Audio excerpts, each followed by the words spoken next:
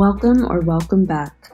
I am Dr. JP, a doctor of psychology, and today I'm going to talk about luxury. While you're here, remember to like, comment, share, and subscribe. The presence of aspirational images promoting the luxury lifestyle is nothing new. Currently, there are a variety of luxury niches in the media. The social pressure to conform and compete with our peers affects us all in one way or another.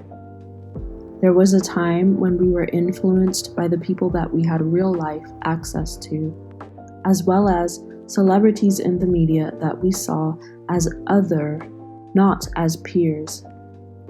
Now, thanks to social media in particular, and the internet in general, we live in a somewhat global neighborhood. Peeking out of your window to see what your neighbor is wearing or driving is now likened to logging in and scrolling down a feed. But how do we define luxury? How do we achieve it? How much does it cost? What's the difference between aspiring to live in luxury and being materialistic?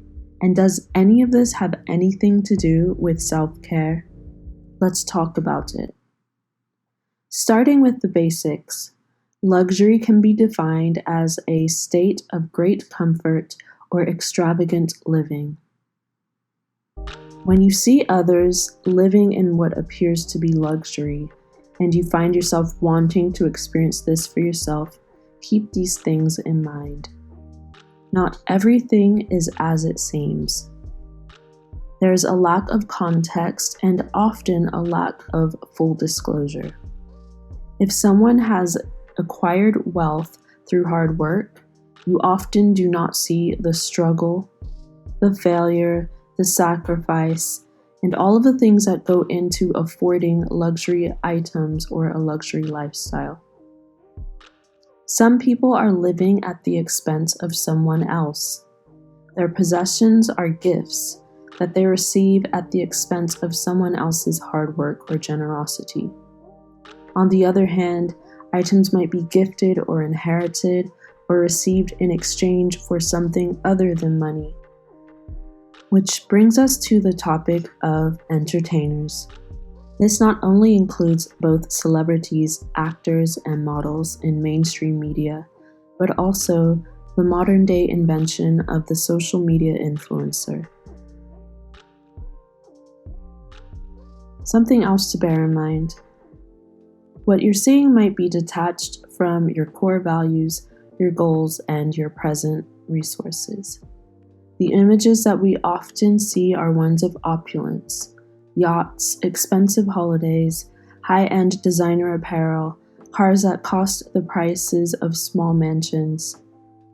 While there might not be anything inherently wrong with these things or the images of these things, if they birth within us a desire that is void of purpose or context, then what's the point? These images can be inspiring, especially if you've never had real-life role models who have obtained the privilege of luxury.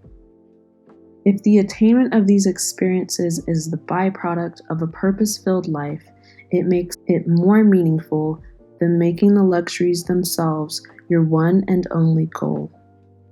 Because if you ever get there, you'll crave more than these experiences have to offer. Let me explain. You know how people often say that money is the root of all evil? Well, that's inaccurate. Money is currency, printed paper, digital numbers on a screen. The love of money is the root of all evil. When we begin to love this thing and prioritize it over our self-respect, self-care, community care, and core values, it dehumanizes us. When people love money more than they love people, they'll hurt people to get money. They'll hurt themselves to get money. They'll abandon their morals and become a slave to the fleeting promises of this inanimate object. Have you made a lot of money out of your music? Money? I mean, how much is a lot of money to you?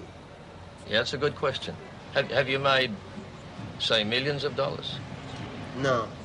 Are you a rich man? When you mean rich, what you mean? Do you have a lot of possessions?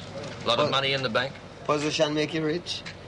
I don't have that type of richness. My richness is life, forever. Is it wrong to want something that can change your life and the lives of others for the better? No. But don't get so lost in the hype or the hustle that you lose sight of what matters and ultimately lose the essence of your identity. Discover your personal definition of luxury. There are different types of luxury. Define what's important to you. What aligns with your values and personality? What can you afford? What do you enjoy? And how can you merge the two? Increase your financial literacy and practice financial self-care. Out of the money that you make or receive, save towards your luxury expenses. Budget. Give yourself an allowance. This might mean spending a small amount each month, or saving up for months or even years at a time for one extravagant item or experience. Perpetually living above your means in order to maintain an image of luxury is stressful. It's the opposite of self-care. If you'd like to hear more about financial self-care, let me know. Something isn't a luxury if everyone can have it, or if it's something that someone can have all of the time. Don't feel left behind. Don't compromise your standards, purpose, or your long-term goals. And remember, not everything is as it seems. If you liked this video, click like, share, and subscribe, and turn on the notification bell for more content. Thanks for watching.